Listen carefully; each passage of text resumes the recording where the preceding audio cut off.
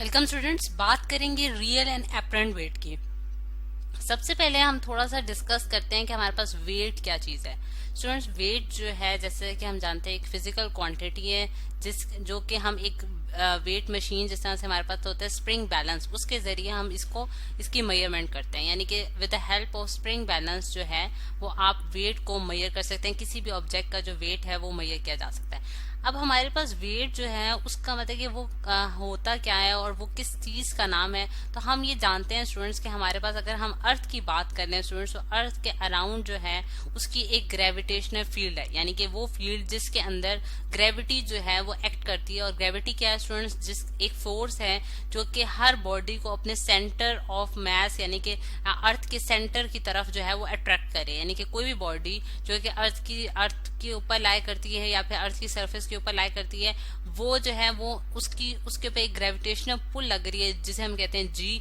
और वो हमारे पास उसकी जो डायरेक्शन होती है वो towards the centre of the earth होती है।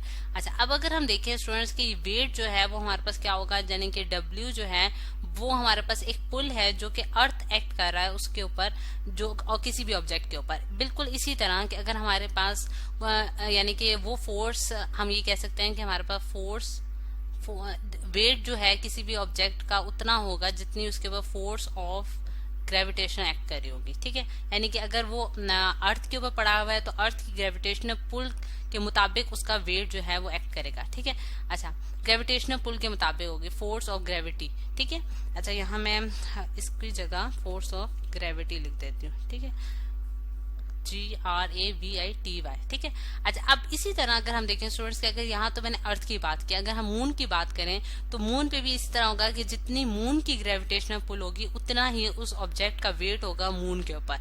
सही, ये तो स्टूडेंट्स हमने देखा कि हमारे पास किसका कॉन्सेप्ट था, हमारे पास वेट का कॉन्सेप्ट था। अब हमने जिस तरह से हमारा टॉपिक है students real and apparent wait, तो उसका क्या मतलब है कि रियल वेट हमारे पास कौन सा होगा और एपरेंट वेट हमारे पास कौन सा होगा। तो ये चीज हमने आज स्टडी करनी है कि हमारे पास रियल और एपरेंट वेट का क्या मतलब है। ठीक, अब अगर हम देखें स्टूडेंट्स कि हमारे पास रियल वेट वो वेट है जो कि हमारे पास जो कि हम स्प्रिंग बैलेंस के जरिए मेजर करते हैं। लेकिन एपरेंट वेट जो है स्टूडेंट्स, यानी कि ये वेट जो है ये जरूरी नहीं है कि हमारे पास जो चीज हमें जो स्प्रिंग बैलेंस हमें वेट शो कर रहा है वो हमारे पास क्या रियल वेट होगा या एपरेंट वेट होगा, ये चीज हमने देखनी है। अब हम जिस तरह से मैंने अर्थ की ग्रेविटी की बात की थी स्टूडेंट्स, क्या अर्थ के अराउंड एक ग्रेविटेशनल फील्ड एक्ट करती है। लेकिन जब हम स्पेस में चले जाते हैं, यानी कि स्पेस में हम बात करते हैं, तो हम कहते हैं स्पेस में जो बॉडीज हैं वो वेटलेस हो जाती हैं, यानी कि उनका कोई वजन नहीं रहता। अब वो भी उसकी भी रीजन यही है क्योंकि वहां ग्रेविटेशनल पुल एक्ट नहीं कर रही होती अर्थ की, इस वजह से वो बॉडीज जो हैं वो वेटलेस हो जाती हैं।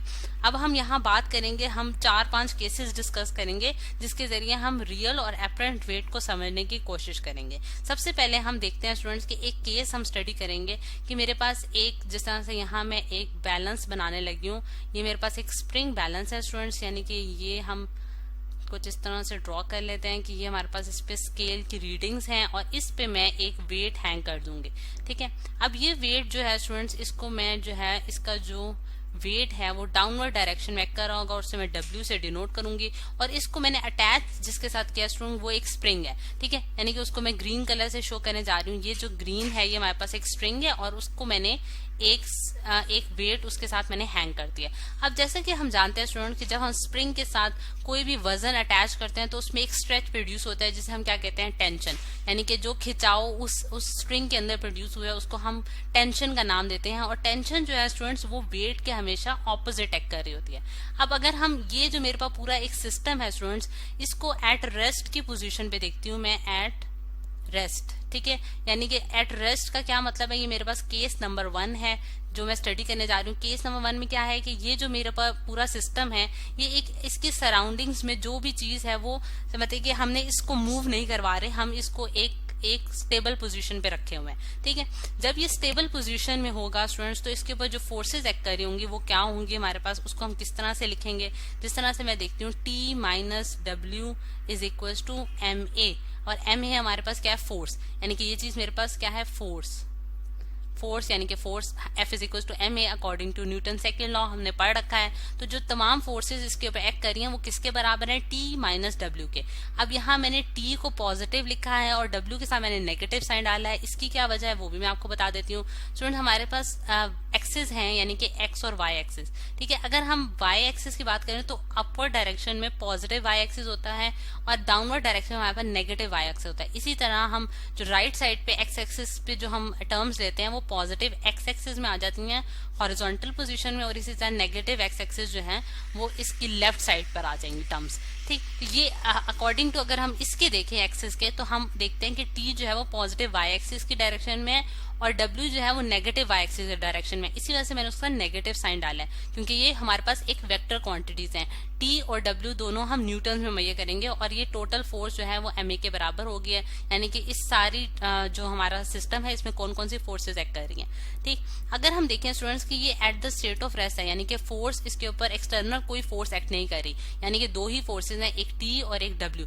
तो एक्सटर्नल जब कोई फोर्स नहीं है और वो स्टेट ऑफ रेस्ट में पड़ा है तो इसका क्या मतलब होगा कि A जो है वो 0 हो जाएगा, यानी कि ये एक एक्सेलरेटिंग सिस्टम नहीं है बल्कि इसमें एक्सेलरेशन की वैल्यू क्या है, 0। जब हमारे पास नॉन एक्सेलरेटिंग सिस्टम होगा यानी कि जिसमें कोई एक्सेलरेशन नहीं है तो वहां हमारे पास T जो है वो W के बराबर आ जाएगा।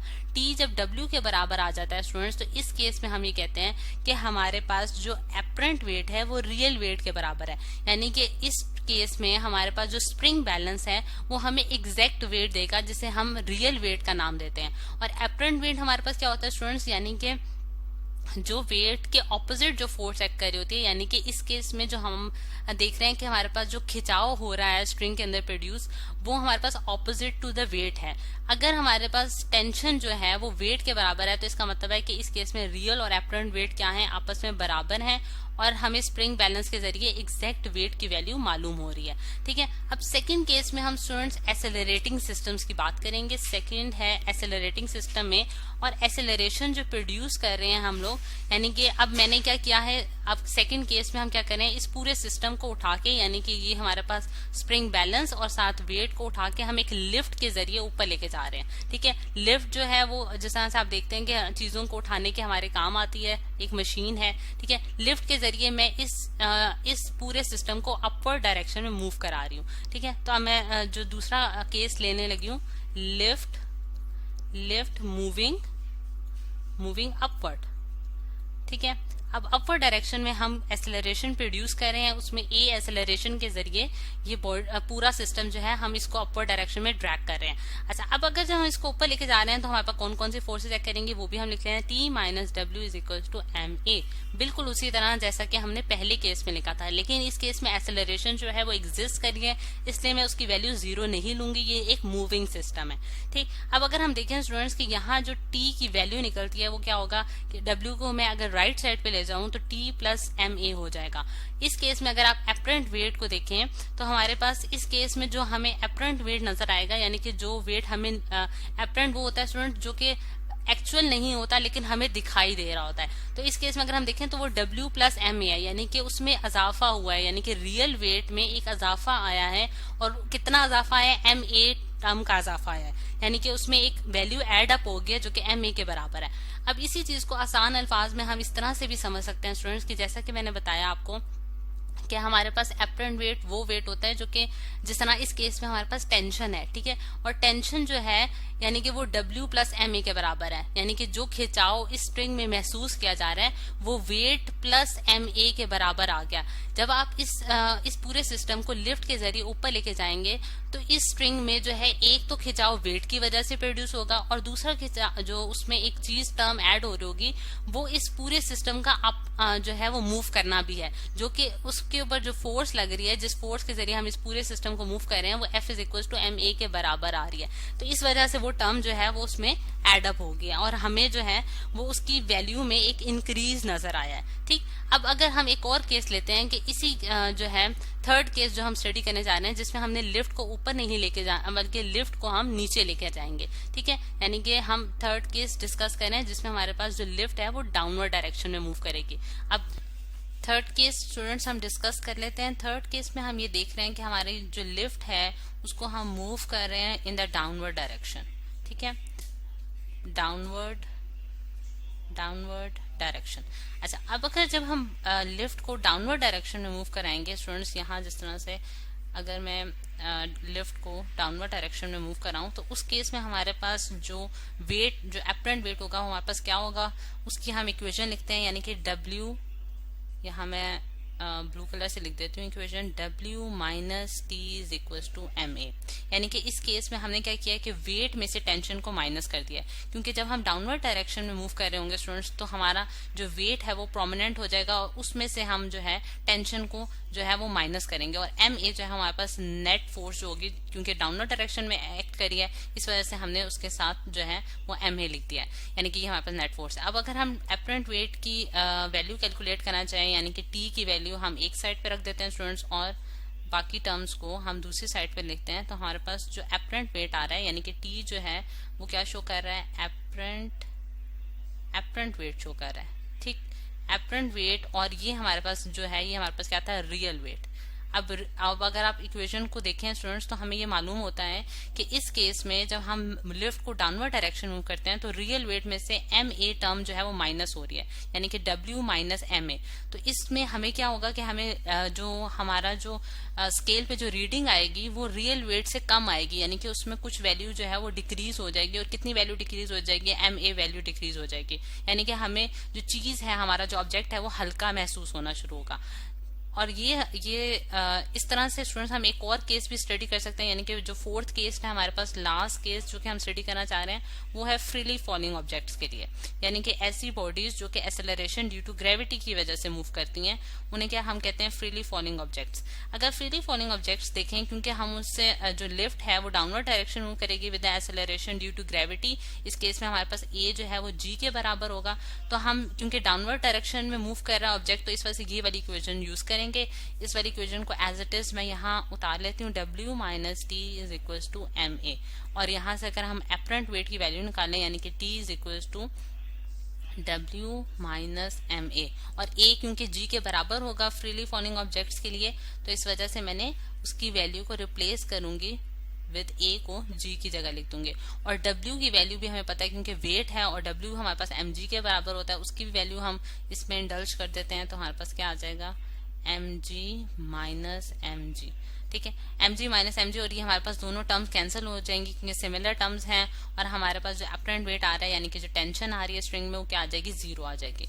यानी कि इस केस में स्टूडेंट्स जो स्केल पे रीडिंग आएगी फ्रीली फॉलिंग ऑब्जेक्ट्स के लिए वो क्या आएगी, 0 आएगी, यानी कि वो ऐसे महसूस होगा कि हमारी जो बॉडी है वो क्या है, वेटलेस है, यानी कि उसमें वेटलेसनेस की कंडीशन आ जाती है। तो ये स्टूडेंट्स हमारे पास 4 केसेस हैं जो कि हमने स्टडी किए हैं, जिसमें हमें मालूम होता है कि हमारे पास रियल वेट क्या है और एपरेंट वेट क्या है। और एपरेंट वेट जैसा कि हमने देखा है कि हमारे पास डिफरेंट होता है मूविंग ऑब्जेक्ट्स के लिए रियल वेट से, उसमें कुछ वैल्यूज एड अप होती हैं अकॉर्डिंग टू द कंडीशन कि हम बॉडी को ऊपर लेके जा रहे हैं या नीचे लेके जा रहे हैं, और नेट फोर्स जिस डायरेक्शन में फिर एक्ट करती है वो चीज जो है उसमें से सब्ट्रैक्ट होती है या फिर एड अप होती है।